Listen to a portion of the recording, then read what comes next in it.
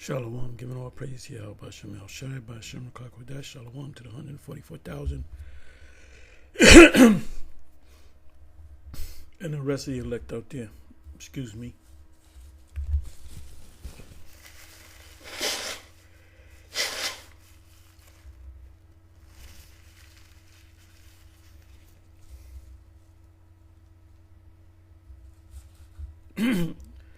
Anyway, I'm going to entitle this video Occupied in Prophecy. See, right now, we're in the year of 2024, a hopeful year of Yahweh Bashem El Shai, bringing on the time of Jacob's trouble. That has to happen before we're out of here, and the MOTB has to, take place. The fulfillment of the MOTB has to take place. You know me, I'm going to always bring that up because it's right at the door. It's not around the corner. It's not up the block. It's right at the door. It's knocking at the door. So many receipts on the MOTB technology, and the Israelites that can't see it, either the Most High blinded them or they took the bag. Anyway, I'm going to title this video Occupied in Prophecy, because our focus is on prophecies, on the prophecies of the book, the scriptures.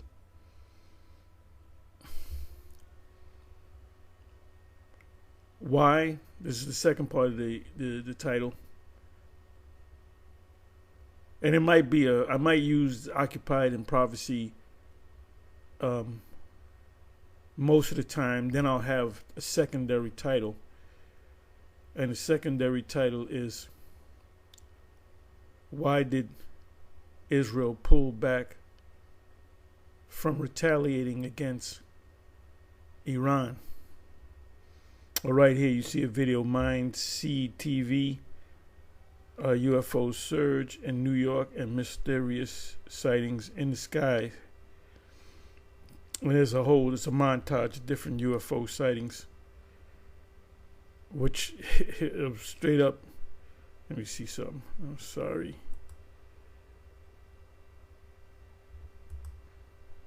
All right, like here, we've seen stuff like this. Let me see. Yeah, this happened recently. This is the reason why I've canceled my... The closer we look, the more... You see, I'm sorry. You see this so-called UFO, triangular. And right after that, I believe, that's when the statue got hit with a lightning bolt, and it formed the ancient Hebrew character, Wa, which is 6. Abagadahawa, which is 6. Character of the Hebrew writings. And these sightings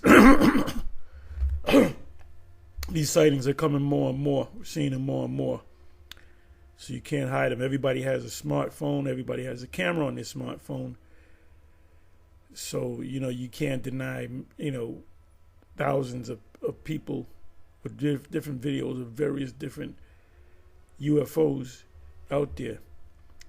But anyway, I wanted to get into the topic of, as I gave you the title,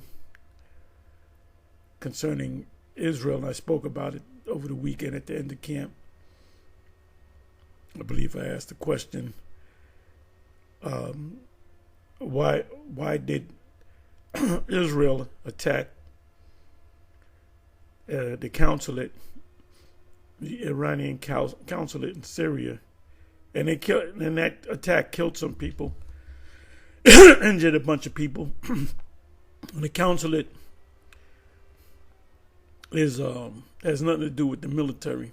Consulate is, when you look the word up, you're like in New York City. You have all the world's consulates in New York City. Like if you want to get a passport, you ask permission you want to go to China or whatever, you go to the Chinese consulate and so forth. So it's civilian, it's not military. So the thing is, they clearly attacked a civilian property of the Iranian government inside of Syria. And if you remember, you go back about a month ago or so, there was a big thing about the people of Iran, from the leadership on down, the military, telling that they're going to attack back. They're going to attack back. And eventually they did attack. And Israel's response was, oh, they didn't hit anything. But then there's other responses that say, oh, they did a lot of damage and that they didn't even use their best weapons. But okay, whether they didn't, the weapons didn't do any damage, or however much damage it did, whatever the case may be, they did respond to the initial attack from Israel. So Israel was the first to attack Iran, which has nothing to do with Gaza or the Palestinian people. Palestinian people would go back to so-called Arab beginnings and Arab lineage or whatever, Ishmael, whatever, which a lot of them are Jake, I believe. As opposed to Iran, the people of Iran are Elamites, which would be Indians, like you got Pakistanis, Punjabis, Hindus. The people of Iran are not Arabs. They don't even speak Arabic. But anyway, when one sovereign country attacks another sovereign country, that's an act of war. They don't got to say this is war. All they got to do is attack. They can turn around and say, oh, it was a mistake, this, that, and the third. Then you find out that it wasn't a mistake, that you meant to do it, which they call a terrorist attack. So they attacked. It took a couple of weeks for Iran to retaliate. So they answered. They said, by attacking, they said this is war. Iran saying, okay, yep, I'm with it. This is war. We're going to war. Okay, so this war is going to expand, which is called a proxy war, the next war. And so there was an initial attack by Israel, and there was a response attack by Iran, but there was no response to the response, so to speak. There was no second attack from Israel. And why is that? And why is it that you heard in the news, don't say it too much, they said it about a week or so ago, last 2 weeks, they refused to send extra weapons or specific weapons to Israel, and they pretty much refused to back up Israel on the attack in Iran. And it's constantly telling Israel, the leadership of Israel, you got to pull back. And they're even getting on them about the report is that they killed more civilians than they ever killed of so-called Hamas. You go back some months ago, they were like hitting hospitals. They were hitting, neutral areas, according to Geneva Convention and international laws. There's certain places that you can't target. You can't target hospitals, churches, this. And they're fucking blowing up hospitals with infants in it, pregnant women, old people, people with cancer. And then they would say, oh, we have evidence that there was Hamas. And they might show maybe an AK, whatever gun of choice that they use. See that? That's the proof. But they didn't find nobody. Or they might have found one guy that they suspected of being Hamas. But the majority, the majority of the people that would die in that particular hospital or that civilian area were in fact civilians. So that's a genocide. That's a genocide. It's clearly a genocide. So they called for a ceasefire. So Hamas said, yeah, we're with the ceasefire. And Israel, no, we're not with the ceasefire. So they don't want to, it was about negotiating for hostages. And Israel ain't with it. So, this is clearly, and like I said, CNN, even CNN, American news media, they're getting like pissed off. They almost want to say this is a genocide, and that's exactly what it is. Even the people, the citizens of Israel, a certain number of them are against this war. You got certain, how do you call them? Orthodox Jewish organizations that are arm in arm with the Palestinians. So does that make them anti-Sem? See, this is making, Israel look. When I say Israel, I'm talking about the government and the military, led by Netanyahu. Remember when they first, going back October, November of last year, he quoted Isaiah chapter 60, verse 18, which he should have quoted the whole chapter. And the whole chapter speaks about how the nations round about the people of Israel will be slaves. So, but he just quoted the 18th verse. If you're going to quote the 18th verse, then the 17th verse applies, the 16th verse, the 12th verse, the first verse, the last verse, and all the verses in between. And then, some months later, he quoted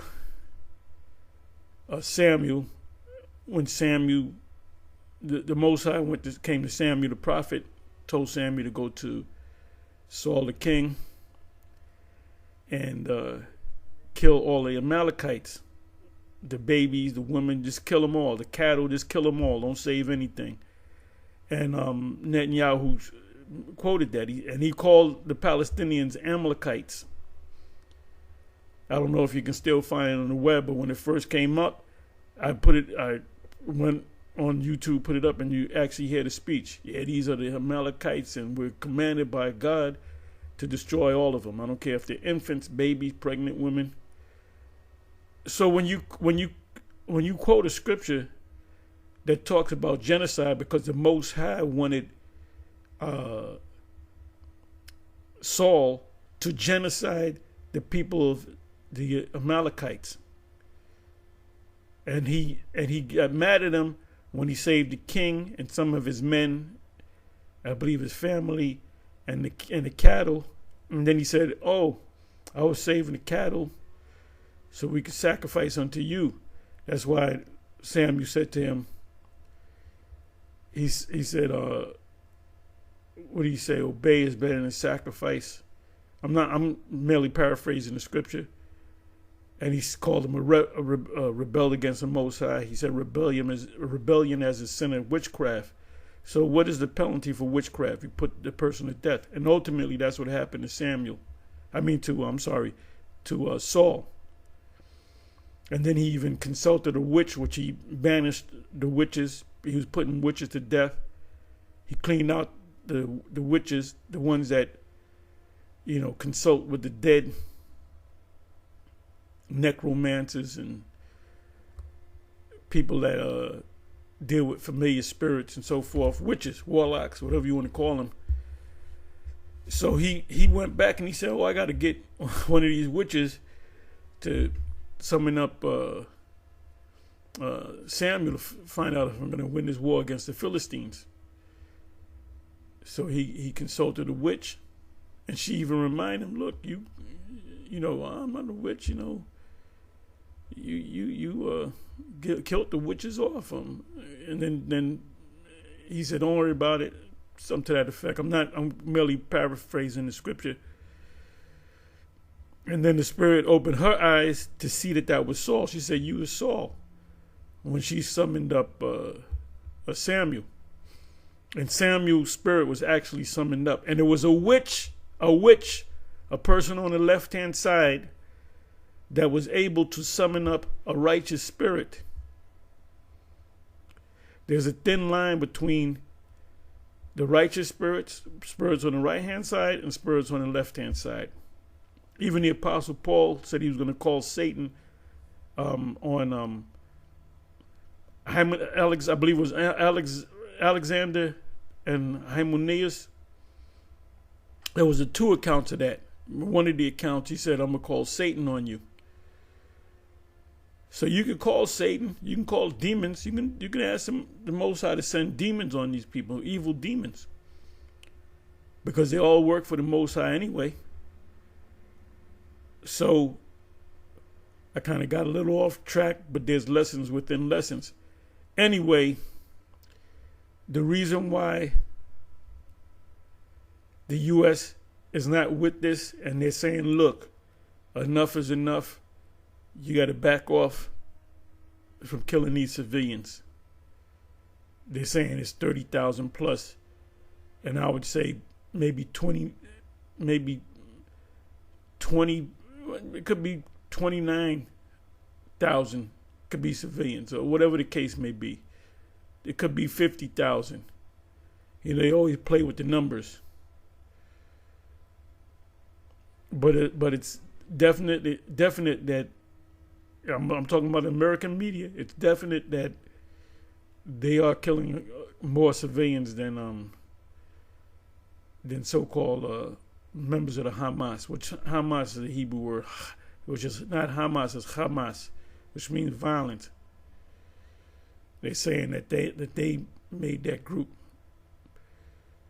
to justify this war, this genocide. So the word is genocide, which the American media, they're trained. Don't use the G word. But like I said, behind the scenes, the reason why the U.S. is not sending them the sufficient weapons that they need to extend the war, and the president's even against it. At first he was for, we're with the Israeli people, but we're not with this. And Netanyahu made a statement. He said, if nobody wants to back us up, we'll go it alone. No, you're not going to go it alone, because ultimately, when it comes down to it, the U.S. is going to back you up, and that's what's going to lead to the total destruction of Babylon the Great. And plus, we strongly believe that the U.S. government, there's certain organizations that watch and monitor all our videos. Now, Bishop Nathaniel made a statement Saturday. He said, I believe it was 2010, maybe 2011, something like that, that they cut off. There was a time on YouTube that they cut off all the videos that had anything to do with Israel, the Israelites, all of our videos. So we would put up a new page and they would just cut it. So they couldn't say, oh, we're cutting it because we just put up a video put up a YouTube page and didn't put up one video, and they would just cut it. And then they did it to the IUIC videos, all the different Hebrew Israelite videos they just banned. And then all of a sudden, I was looking for, and it was a brother, I believe, that gave it to me. He said there's a site called Daily Motion. So, because I'm looking for videos, I'm putting Israel, I ain't finding nothing, and I found one video, and that video was, I believe, on Daily Motion. So I said, okay, I'm going to try Daily Motion. I said, oh, this is similar to YouTube. So I told him, the man, I said, oh, we got to go on Daily Motion. So we went on Daily Motion, then somehow, and we went on Ustream. That's when it was free. And we would do live. We were the first to do live videos, but on Ustream. And then somehow YouTube opened back up. Now, Bishop Nathaniel said something that made a whole lot of sense.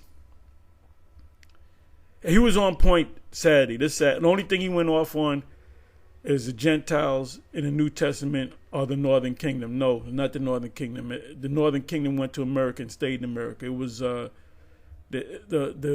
Jakes that were mixed up with the Antiochus Epiphanes thing, where they were forced not to be Israelites. taught the kids that. But he said, all of a sudden they put us back on, and he said the reason why they put us back on because they're monitoring us. So they said, how are we going to get the information when we don't allow them to put up videos?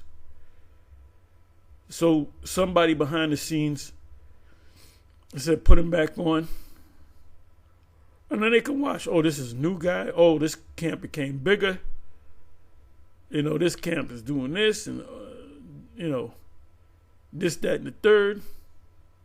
And we're all of the camps are infiltrated. Been infiltrated by local law enforcement, the feds, whatever. So you dudes got to be. You got to use your head for something other than a hat rack. You can't be friendly with everybody. The only people I have it close with is the apostles and the bishops. And then when we had the camp, we say a few words to some of the other brothers and stuff. But in the beginning, we used to let brothers come in the house, and you can't do that.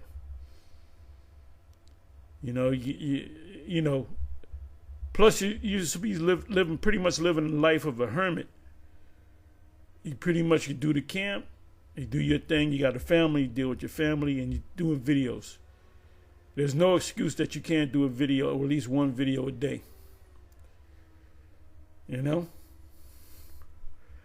So, anyway, let me get back on track. So the reason why the U.S. is saying pull back, you're killing too many civilians, attacking Iran wasn't a good move, and we're not going to back you up. Because the elite scholars on the spiritual tip that deals with the spirit, the Bible scholars and the people that work with the elite government leaders, they know that this is Babylon, as I have said in previous videos. They know that this is Babylon the Great. They know that this is the whore that sitteth upon many waters, that rideth the scarlet-colored beast. They know that the beast system are the active members of NATO and the EU. They know that. They know who we are. So they're pulling back to prevent World War III. Because if you attack Iran, you got to deal with Russia. And you got to deal with all the allies of Iran and Russia. And that includes China. And they have a formidable military as well. You know who possesses the most intercontinental ballistic missiles on the planet? Number one is Russia. Number two is America. Number two, America possesses, I believe, 5,000 plus ICBMs. Russia possesses almost 6,000. You shoot off one of them babies, that's going to totally take this. You saw what happened when the World Trade Centers went down. It totally changed the world. So one ICBM missile, because remember you got multiple warheads. That's in Revelation 9, where it speaks about the horses as the heads of lions. That's describing and with them they do hurt. That's talking about the ICBM missiles. It's not talking about angels. It's not talking about the Chinese army. It's talking about missiles. Just so, same thing in Joel chapter 2. That army that will leap over the mountains. That army. That they're not military men. They're missiles. But it's written down in a poetic, symbolic way. And you Israelites that can't see this, that fall off, you Israelites that fall, you men that are part of this thing and fall off, everything goes out the window. You don't believe in the missiles no more. You don't believe this is Babylon. You don't believe that so-called white people descended from the Edomites. And then that's why you're here, to get Karagmert and then get Edom missile. Oh, it's going to get worse. It's Jacob's trouble is right at the door. Anyway, I wanted to show you something. And I went through this before. I went to Ezekiel 38:2. Cambridge is not even on this page. But anyway, I typed in RUSS. It came up 9 times. Now, it says here, this shows you that these biblical scholars know that Gog and Magog, or Gog of Magog, is Russia.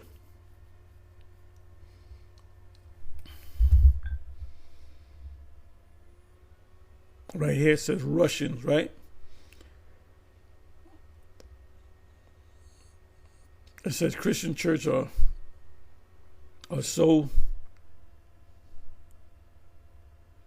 denominated because Gog and Magog, or Gog from Gog, the land of Gog. When they say Gog and Magog, they're saying Gog from the land of Gog, which is Russia, appear to be the last enemies of Jewish nation, who they shall be, we cannot pretend to say with the least degree of certainty the chief prince. Now, if you go to the chief prince in the Hebrew, put in chief prince in the Hebrew, the word is, or you go to the blue letter where it says chief prince, go to the Hebrew, and the word for chief, chief is Ra'ash, and the word for prince is Shah, Ra'ash Shah, Russia. So Russia is a Hebrew word. So is Moscow, Meshach. It says, and I did this video before dealing with putting these things together, proving that Russia is Hebrew. And I did a video a couple of years back, maybe 3 years ago, where what did I title it? The origins of the Russian language go back to the Hebrew language, or something to that effect. And if you put that on YouTube, it'll pop up. The origins of Russia goes back to the Hebrew language. It says the chief prince of Meshach and Tubal, the king or head of all those nations which lie upon Ocean Sea. I gotta look that up. See notes on Ezekiel 27:13. The LXX, which is a Septuagint, take the word rush, which is head, Ra'ash. Here translated chief or head.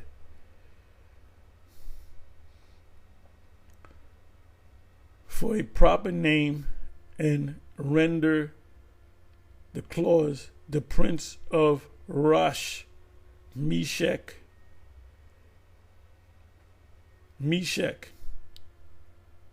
So taken it may signify those inhabitants of Scythia.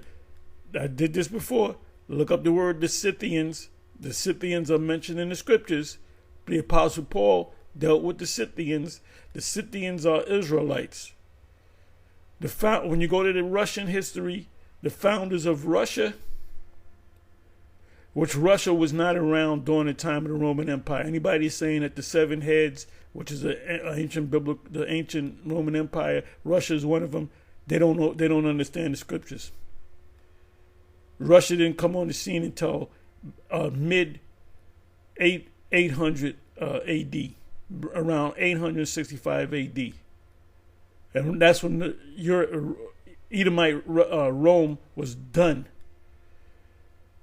So the people of Scythia, the Scythians were Israelites that founded. So the roots, a lot of those Russians, a lot of them are Israelites. Them Chechens, they'll go head to head with Jake. They ain't afraid of them. Russian ain't afraid of Jake. These American Edomites are afraid of Jake. As far as sports goes and boxing and MMA, the only ones that can compete with Jake and sometimes beat Jake are them Russians, man. Them people from Kazakhstan and Kazakhstan and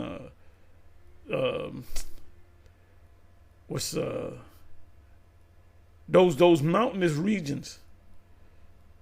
The Chechens, they don't even look like Edomites. A lot of them look like Latin tribes, except from whom the Russians derived their name and original or origin. So I'm sorry, let me see here. Okay, check this out. The chief prince, rather, Prince of Rush. Right, Prince of Rush would be Shah Ra'ash, or Ra'ash Shah. Septuagint, the Scythians, Taure in the Crimea. Back in 2014, Russia sent armies into Crimea and took Crimea over. This whole Ukraine-Russia war is about the former, they're trying to bring back the former USSR.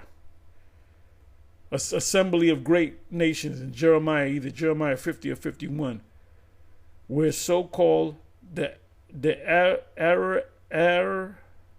Araks, also called Rosh, the modern Russians may hence assume the name as Moscow, and which is supposed to be Meshech and Tubal, is now called Moscow and Tobolsk. Now there's a place called Tobolsk. This is it right here. This is in Russia. A beautiful place. Look at this. Look at this. Look at that. It is a beautiful country. Look at that.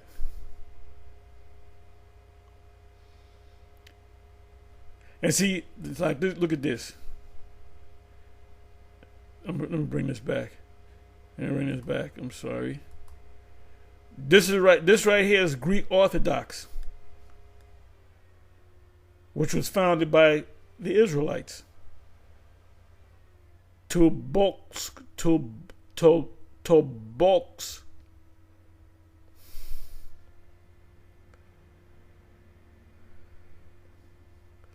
So let me come on back.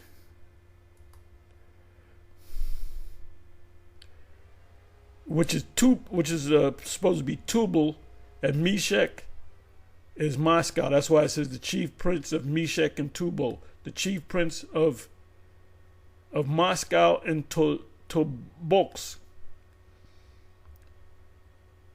Tubal. So the original language of the Russian people had to be Hebrew. You even look at the alphabet, it looks like ancient Hebrew. Not exactly. Though their proper ancient names was Slavi, which is slave, or Wens. Hengstenberg supports English version as Rush is not found in the Bible. Right, the word Rush is not in the Bible. Magog was Gog's original kingdom, and Magog just means from Gog, or the land of Gog.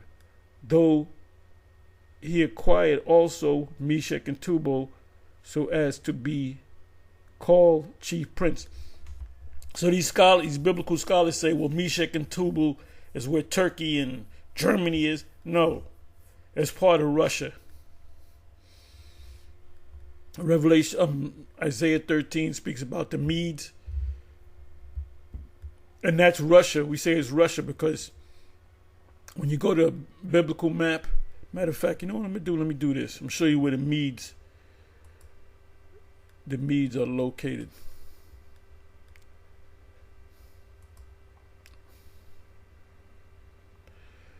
Okay, this is why Isaiah 13 refers to it as the Medes. Okay, let me see. Where am I?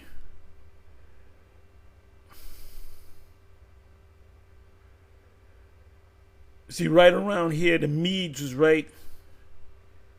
I actually need a biblical map. But it's right on the border of Russia.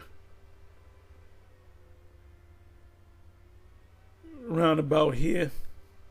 See, this is Russia. So Isaiah said there was Medes because there was no Russia. If there was a Russia, they would say in Russia. Russia was pretty much a no man's land that you had certain Israelites that migrated up there, just like they migrated to Africa. And I would think a lot of them migrated up into Russia. You had mountainous regions up there because of the prophecy. When you shall see the abomination that maketh desolate, then flee into the mountains. You had Israelites that were living all up in here, Asia Minor, all up in, really right around here. Then they migrated Jake is all over the place. Jake went down into Africa. It went further west, then south. The Zulus are Jake. Those are Israelites. Then they were already here over in America. That's why it says the sand of the seas and the stars of heaven that cannot be measured or counted. And E knows this.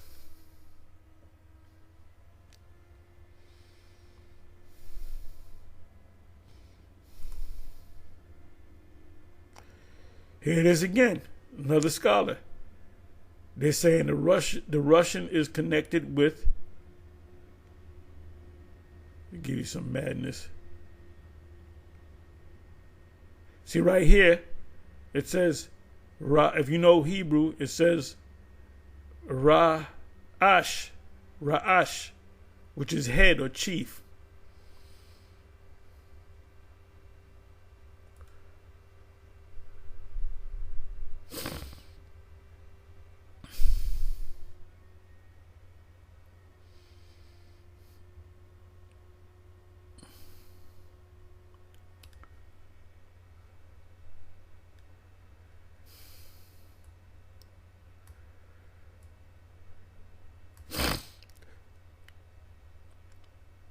See the Scythians,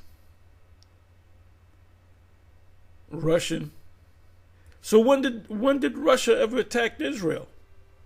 They never attacked Israel. So this is clearly a future prophecy, and these scholars know that. There's no record of the Rosh Gog attacking Israel. There's no record of that.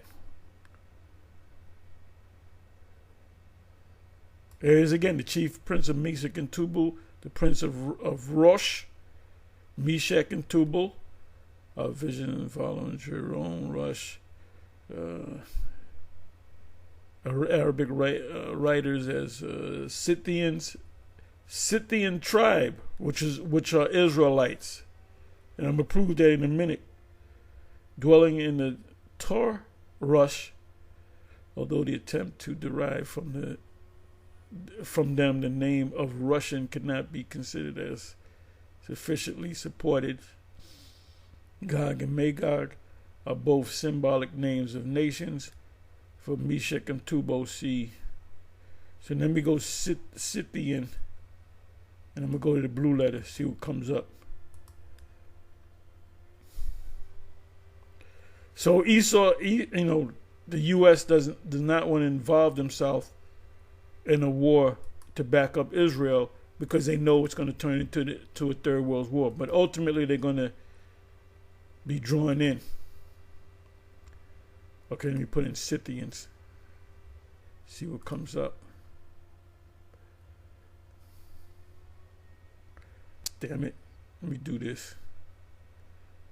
Let me do it this way.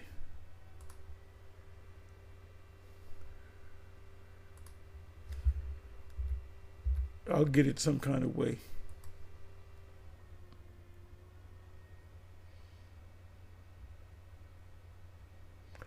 Okay, I believe it's only mentioned in here one time. Colossians 3 verse 11, where there is neither Greek nor Jew, circumcision nor uncircumcision, barbarian, Scythian, which is Russians, the original Russians are Israelites, bound nor free, but the Messiah is all in all. Barbarians. The barbarians were Israelites. So the Apostle Paul saying, if you're a Scythian, you can be delivered. If you're a Greek, you can be delivered, which are Israelites. Jew, you can be delivered. If you're uncircumcised, you can be delivered. There was a big, what is it called? The Jerusalem Council, Acts 15, where they said, oh, these people got to be circumcised and make it in the kingdom. And they went to Peter and the heads, and they said, no, you don't got to be circumcised. Just certain basic laws. Barbarian, which are Israelites. So now let's look into this, and then I'm going to close it.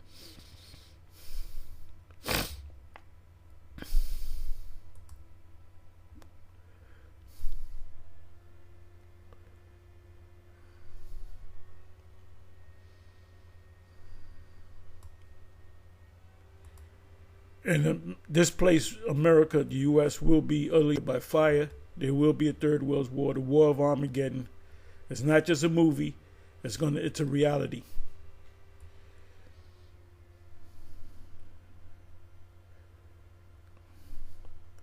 Scythian, rude or rough.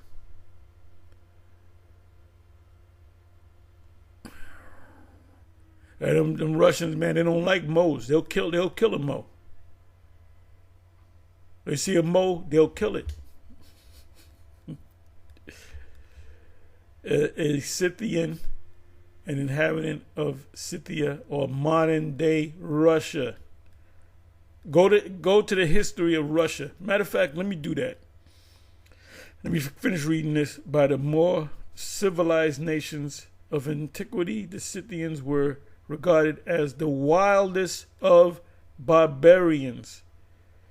Them Russian Edomites, they'll fight Esau in America. They ain't fighting certain Jakes. Them Russians, they'll fight. Yeah, we fight you and beat you too. You see them? You got this guy. Two of them. They're gonna fight the two light heavyweight champs in boxing are two Russians. So they're gonna fight each other. You got Beterbiev, which he's a fucking wrecking machine. They interviewed Jakes that are top boxers. They said, man, when that dude hits you, you don't know if you're in a dream world or not. This guy will hit you with them hammers and break you up for real. And then the other one, what's the other one?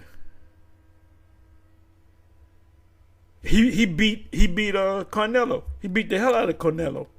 So they're gonna fight each other. Ain't no Jake in the light heavyweight division that can touch either of these two Russians. Them two Russians will walk through Jake. And why can they do that? Because they ain't Edomites. Them guys got to be Jakes. And they're both very humble. They don't say too much.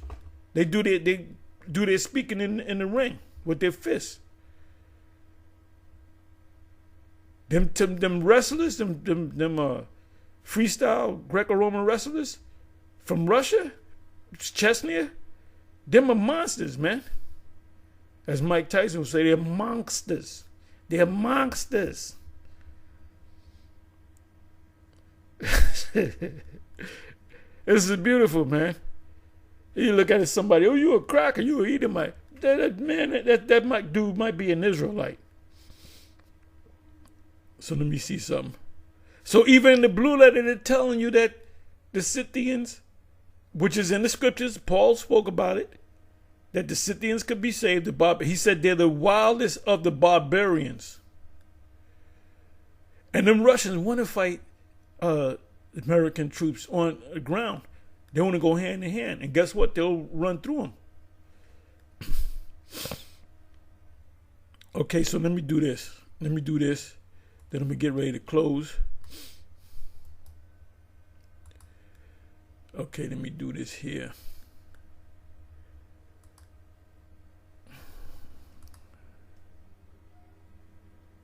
Let me do it this way.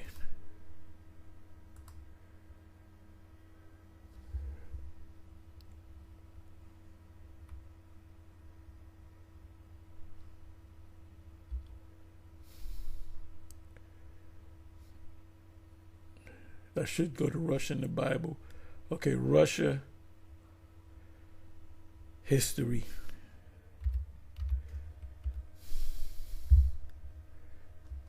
History. So let's see what it says.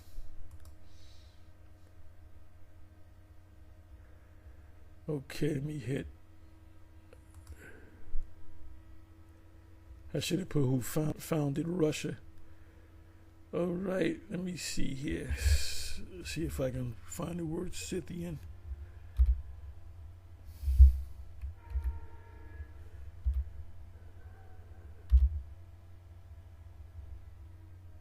Where the hell is it?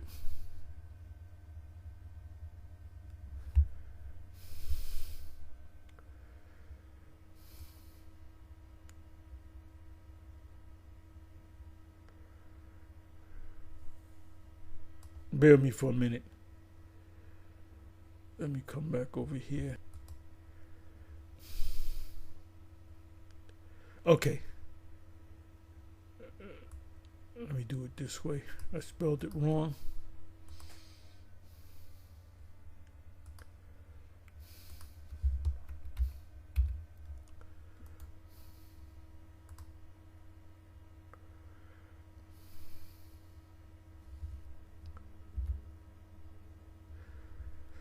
Okay, so here's a prehistory.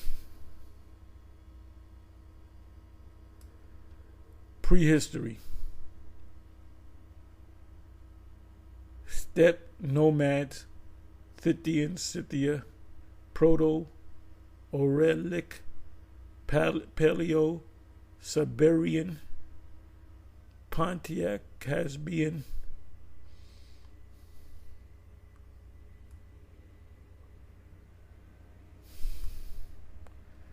during the prehistoric era, the vast steppes of southern Russia were southern Russia. So they came from the bottom, Israel, going up. Russia were home to tribes of nomadic pastoralists, if I'm saying that right. Nomadic pastoralism is a form of pastoralism in which livestock are herded in order to seek for the fresh. Oh yeah, they were looking for land for their cows and so forth, the cattle. And that's where pasture comes from, I believe. In classical antiquity, the Pontic steppe was known as Scythia. Did not I just read that in Colossians? Did not Paul say that the people of the Scythians could be delivered? So those are Israelites. Remnants of these long gone steppe, whatever, blah, blah, blah. And let's deal with antiquity.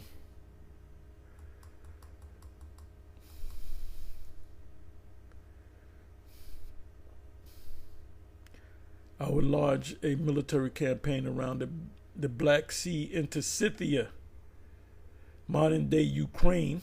So a lot of great boxes come out of Ukraine too. A lot of the twins, the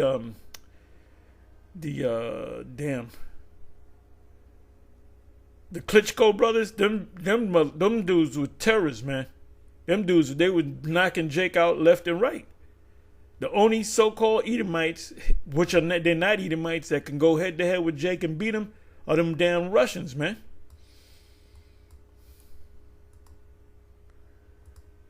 Let me do this.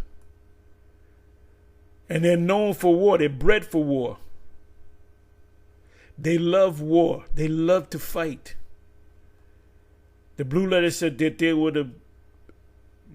the wildest of the barbarians, which the barbarians are Israelites.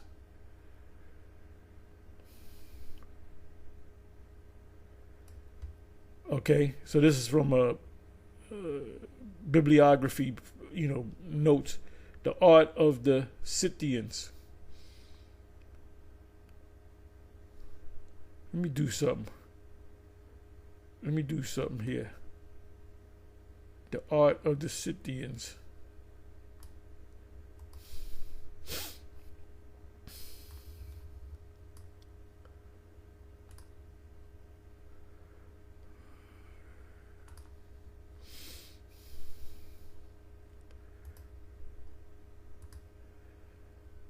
The art of the Scythians. Let me go to images.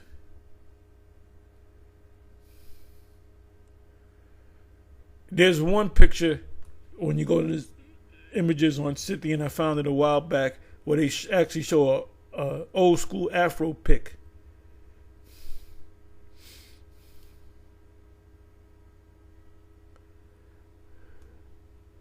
You see them with the beards. They all got beards.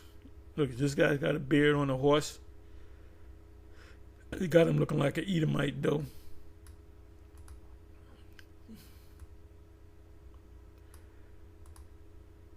The Lacedaemonians. This is supposed to be a Russian, right? Look at the helmet. That's a Greek. The Spartans, which the Spartans are Jake. Got the beard, but they're making him Edomite. This is a painting.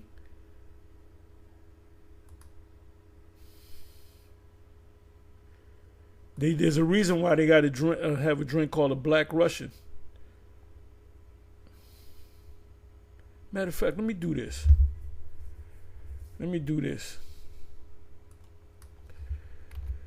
Black Russians.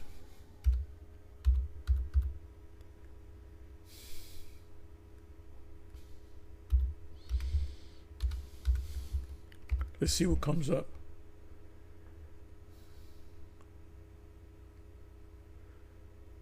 Oh, shit. That's a Russian. He got the sword in his hand. Meet Afro-Russians. Well, wait a minute. IUIC, you better get up to Russia. 12 tribes worldwide. Meet Afro-Russians, the Black Russians of African descent. That's a Russian. These are Russians.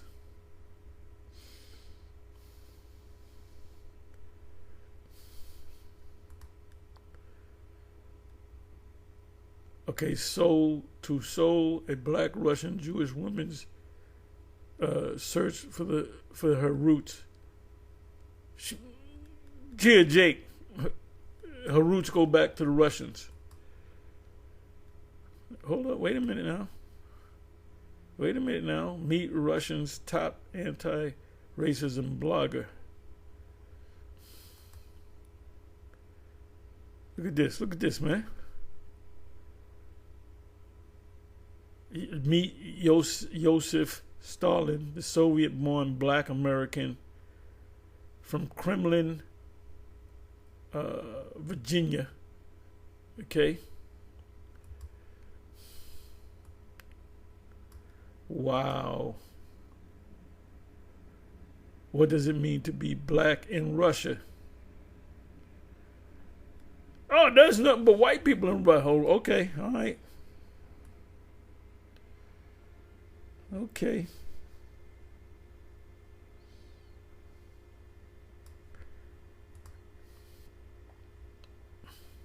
What are Russian views on black women, meaning Russian black women, beautiful women?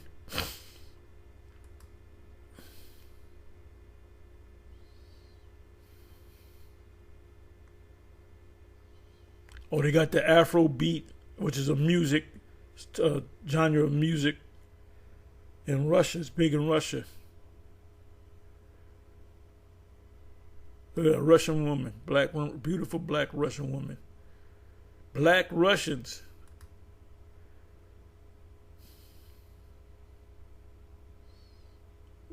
Jake, number Jake.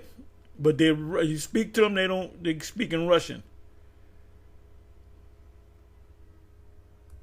This guy's a black, wait a minute, right? Russians elect first black politician.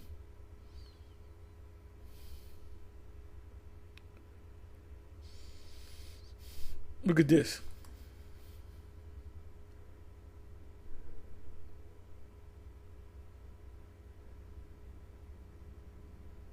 Okay, these are Jake.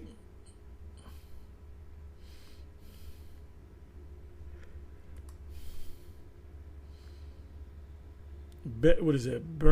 Bernie Grant Arts Center announcing the Black Europe on Film Festival. Oh, look at this. These are black Russians. Oh, but there's no black people up in Russia. It's too cold up there.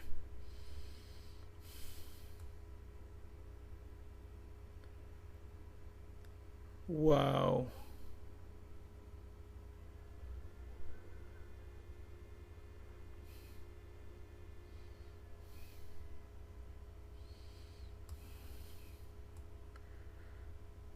And I done met Russians when I was boxing. Yeah, they cool. They cool when you get to know them. A rough exterior. When you get to know them, they're cool. Let me see here.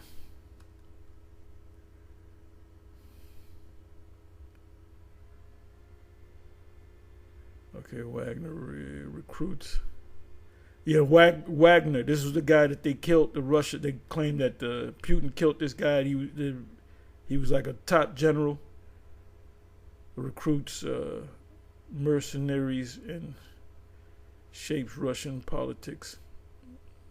So these doesn't really show their faces, but they're bred to fight.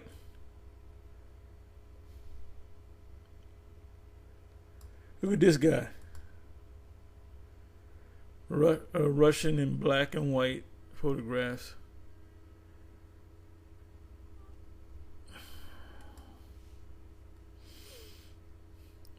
The number one weapon, long gun out there is an AK-47 invented by a Russian dude. Kalashnikov. The K and the AK is Kalish, that's his name. And I think he put it together in 1947. Superior to all other long guns.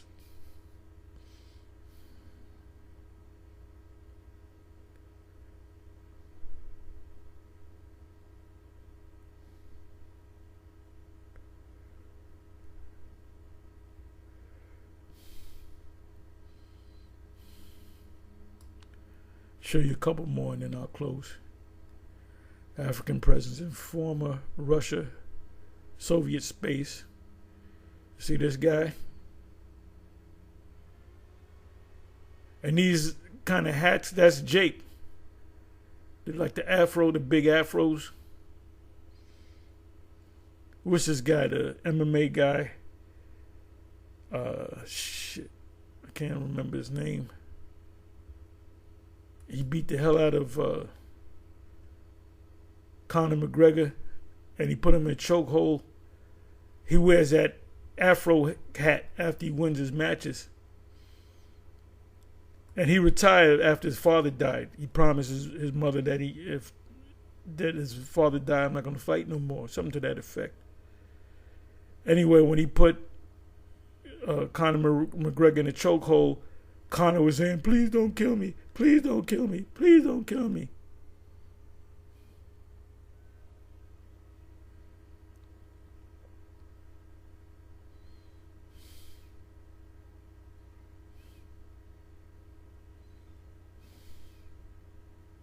Wait a minute.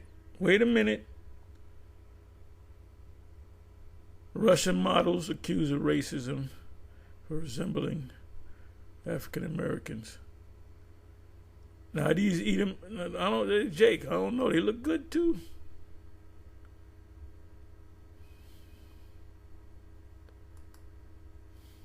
Hold up, what did I just see? Right, there's a train called the Black Russian.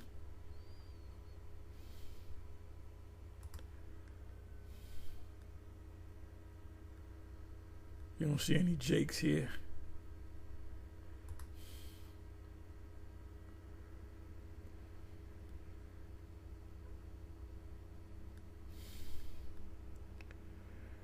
But this is this Russia, get to know it well, because this is the place that's going to end.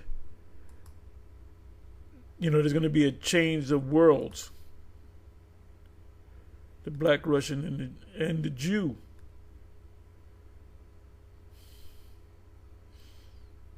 Give you one more picture of this.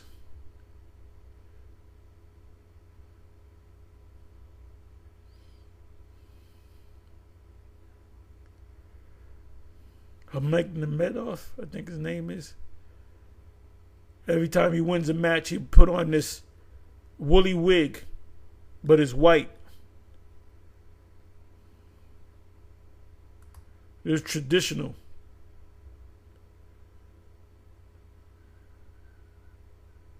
The great African American escaped to Soviet Union.